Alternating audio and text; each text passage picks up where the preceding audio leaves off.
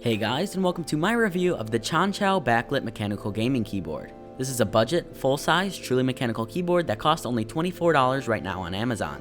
In the box you get the keyboard itself, an instruction manual, a detachable wrist rest, 2 extra blue mechanical switches, and a keycap puller. For build quality, the sides and bottom of the keyboard are made of an average feeling plastic, and the backplate of the keyboard is made of a high quality feeling piece of metal. In addition, there is an expected but not ridiculous amount of keycap wobble and little to no board flex.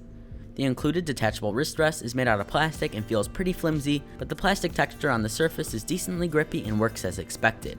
It is also just nice to have as a removable option, so you can use it if you prefer or remove it if you don't.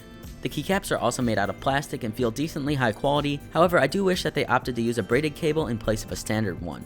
The back of the keyboard has 4 rubber grips plus 2 on the wrist rest and has 2 raisable feet to add some height to the back of the keyboard if you prefer.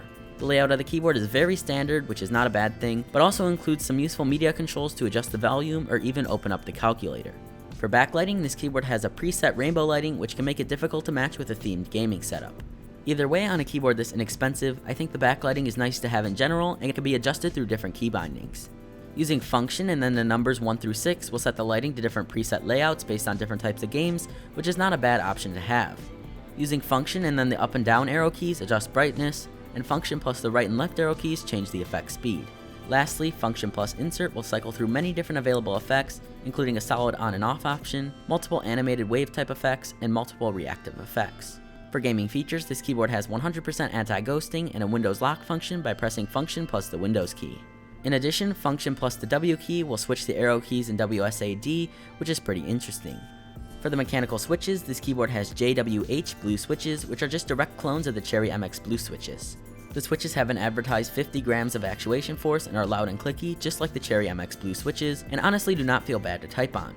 The main thing is that these switches, in my opinion, feel much better to type on than any membrane switches do, even on more expensive membrane keyboards. In games, I felt pretty comfortable using this keyboard and did not feel at any sort of disadvantage. Here's a sound test for you guys, comparing these switches to the similar Razer green switches.